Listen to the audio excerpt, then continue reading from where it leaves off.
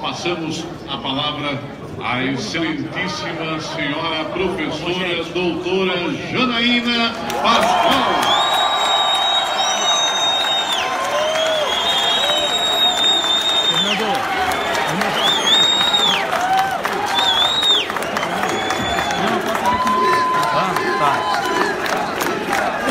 Muito obrigada, boa tarde a todos. Muito obrigada. Eu peço, por favor, se possível, que não aplaudam, não gritem, eu quero conversar com os senhores, tá? Eu acho que é um momento muito importante, um momento sério para o nosso país.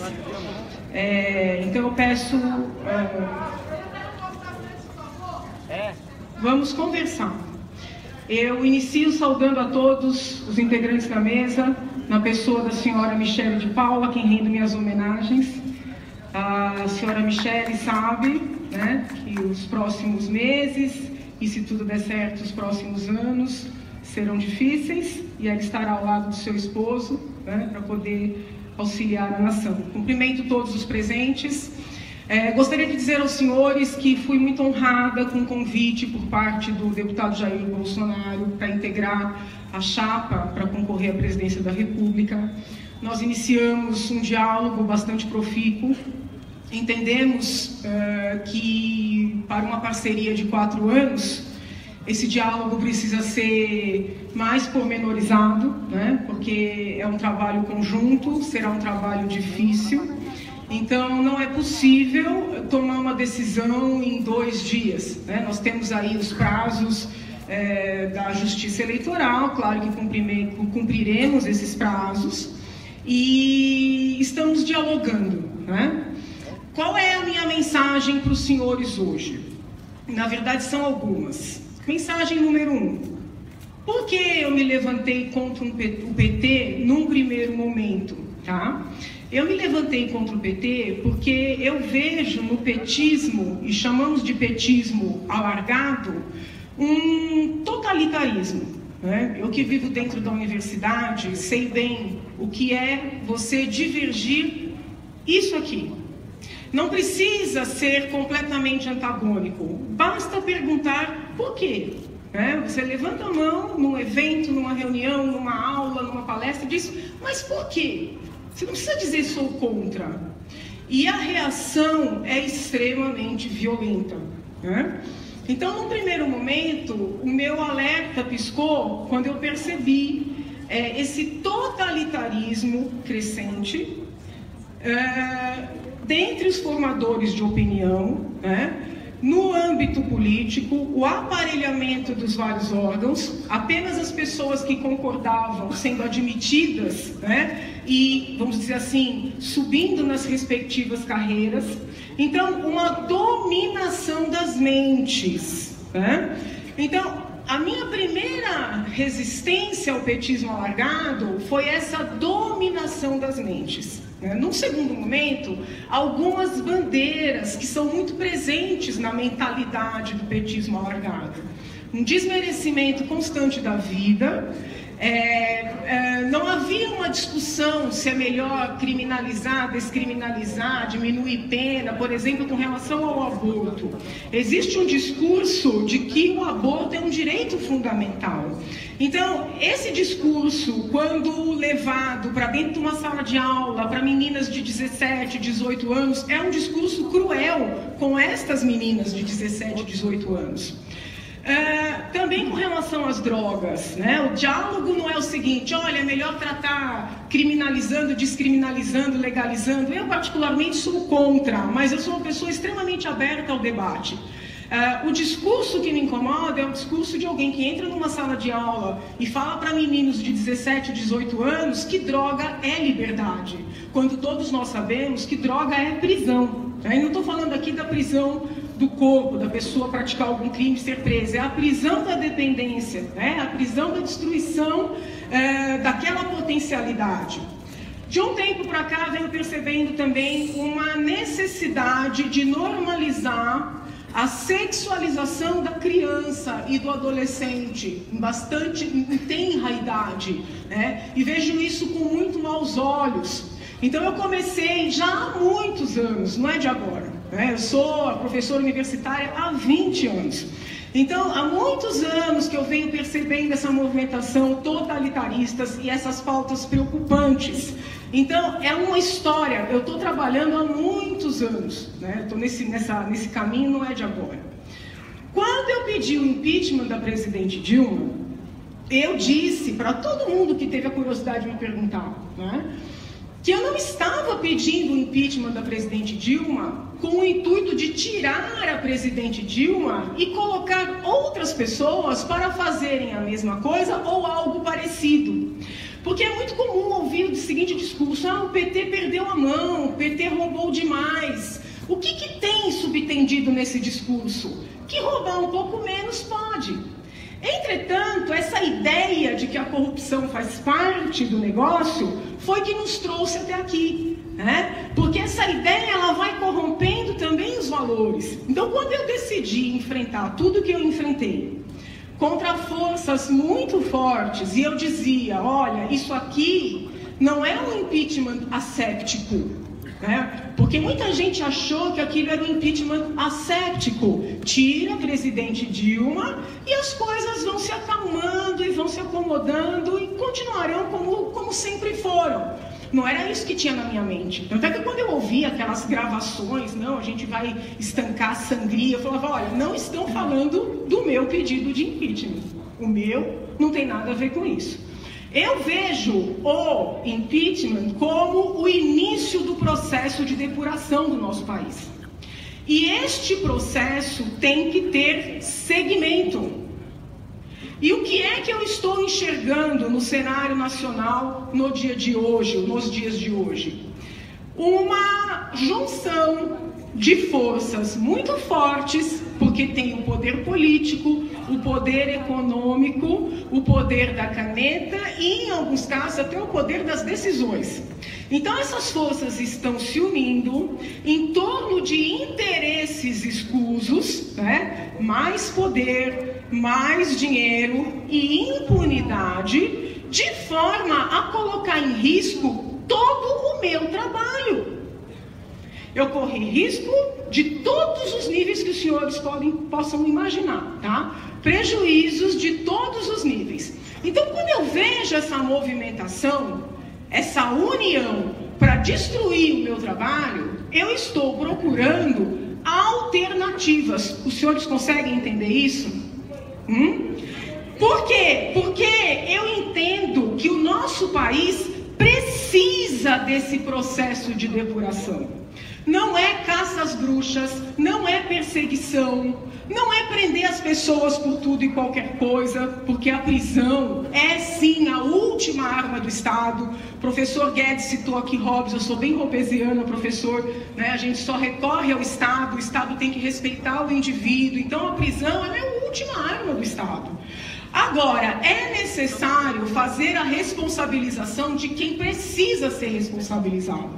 E, pelos meus estudos de direito penal, eu tenho a convicção de que esta impunidade entre os poderosos, e eu não estou falando de ricos, eu estou falando de poderosos, porque não basta ter dinheiro para ficar impune nesse país, né? É necessário ter poder, ter acesso.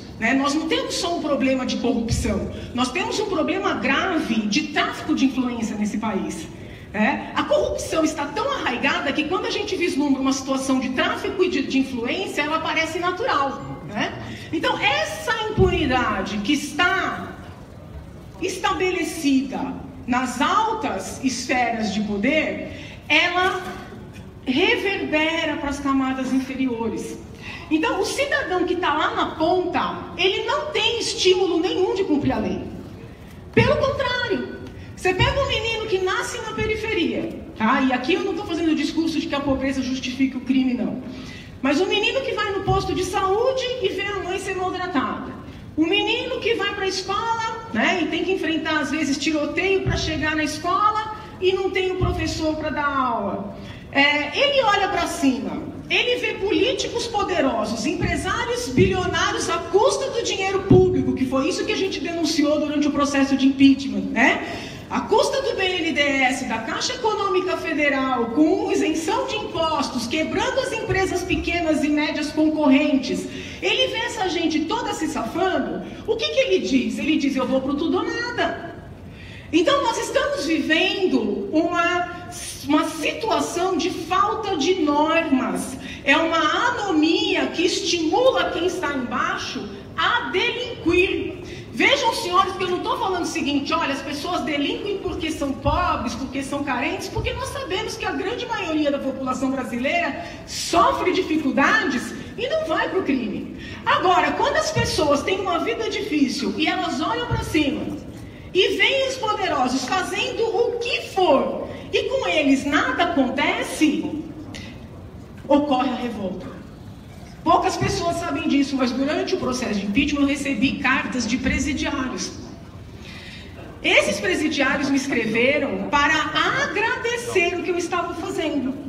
E eles em nenhum momento disseram assim, olha, eu sou inocente, disseram assim, doutora, nós estamos aqui pagando o que a gente deve, mas nós estamos com o sentimento de que esse país vai mudar e os poderosos que devem também vão pagar. Os senhores têm ideia do que isso significa? Isso é muito, muito significativo, né?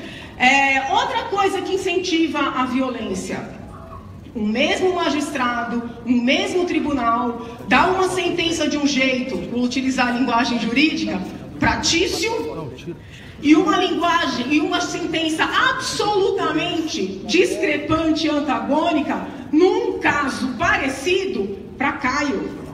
Não existe república que se possa apresentar como tal, na qual uma decisão do mesmo tribunal ou do mesmo magistrado seja, nas mesmas circunstâncias, de um jeito pratício e de outro jeito para Caio. É isso que nós precisamos enfrentar. Os senhores estão acompanhando? Então, é muito importante que nós tenhamos em mente qual é a nossa meta. Por que eu estou dizendo isso? Porque não se ganha a eleição com um pensamento único. E mais, não se governa uma nação com um pensamento único. Essa parte é muito importante. Os seguidores, muitas vezes, do deputado Jair Bolsonaro, eles têm uma ânsia de ouvirem um discurso inteiramente uniformizado. Pessoas só são aceitas quando pensam exatamente as mesmas coisas. Reflitam se nós não estamos correndo risco de fazer um PT ao contrário. Vejam, eu não vim aqui para receber aplausos. E eu não vim aqui atrás de cargo. A minha fidelidade, e eu falo isso com honestidade, porque eu já disse isso para ele hoje de manhã, não é ao deputado Jair Bolsonaro, a quem eu, assim, externo aqui todo o meu respeito. A minha fidelidade é ao meu país.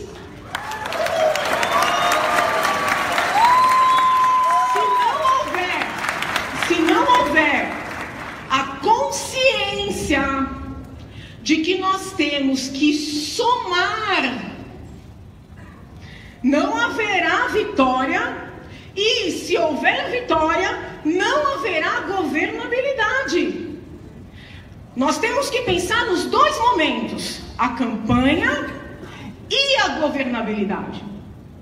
Nós temos um povo multifacetário. Às vezes um grupo concorda com o outro num ponto, discorda de outro. Se nós construirmos um quadradinho e quisermos que todo mundo esteja dentro daquele quadrado, nós estamos limitando a possibilidade de vitória e a possibilidade de governar. Enquanto nós estamos procurando pessoas que sejam aderentes à totalidade dos nossos pensamentos, eles estão se unindo pelo dinheiro, pelo poder, para garantir a impunidade. Estão entendendo o que eu estou falando? Isso é muito sério. Não é hora de olhar com lupa e selecionar quem concorda com a gente, ou venha, quem não concorda, saia. Isso não existe numa república e numa democracia. Nós temos que ter linhas mestras, né? Quais são as linhas mestras? A valorização da vida, proteção da juventude e enfrentamento da criminalidade, sobretudo de poder, porque é essa que mina todas as outras partes da nossa nação. É isso que tem que nos unir. Estão compreendendo? Então eu peço aos senhores que reflitam sobre o que eu estou dizendo, né? Eu sou uma pessoa que dialogo com todo mundo. Sou muito firme nas minhas convicções. Estou fechando. Sou muito firme nas minhas convicções, né? Eu vim aqui não com o intuito de aderir, de dizer, olha, estou contigo e abro mão de tudo que eu escrevi, de tudo que eu falei. Porque houve um presidente que falou, esqueçam o que eu escrevi, né? Não é isso que eu quero, né? Eu vim aqui disposta a somar, não por um plano de poder. Eu vim aqui disposta a somar por um projeto de país. Se nós não formos capazes de somar, nós não somos capazes de governar. Porque as pessoas podem discordar da gente e serem honestas, e serem corretas, e quererem trabalhar, e quererem se unir, e quererem enfrentar quem precisa ser enfrentado. Nós não podemos cair na armadilha deles, que é a armadilha da cisão. É verdade. Né? Quando a gente diz, você é bem-vindo porque você concorda com todos os pontos da nossa mentalidade, não tem diferença para eles. Então, quais são as linhas mestras? Você é bem-vindo. Você até tem o seu pensamento diferente, mas você está conosco nas linhas mestras. E a gente vai trilhar e construir, né, um país que pode ser o coração do mundo. É nisso que eu acredito. Eu poderia vir aqui e fazer um discurso mais interessante, mais palatável, mas ele não seria útil para a minha nação, né? Eu estou falando aqui para o pessoal do PSL, para os políticos do PSL, mas está todo mundo assistindo, eu estou falando para a nação. O meu convite é de união desse país, é um convite de eleição de linhas mestras e é um convite de rumar a esse Brasil com o qual todos nós sonhamos, para falar a verdade, para reunir a nação. Nós não precisamos de mais do que 7 segundos. Para falar a verdade, para reunir a nação, nós não precisamos de mais de 7 segundos. Não caiam na armadilha, não cindam, não julguem o seu irmão, porque eventualmente ele não concorda com você num ponto. Nós não somos donos da verdade, né? Nós não somos, nós estamos tentando colaborar, né? Nós estamos juntos para que todos possam falar e pensar aquilo que realmente sentem. Eu digo, ele diz, eu convenço, ele me convence e a gente constrói um país. É contra o totalitarismo que nós estamos juntos. Esse é meu convite aos senhores. Deus abençoe.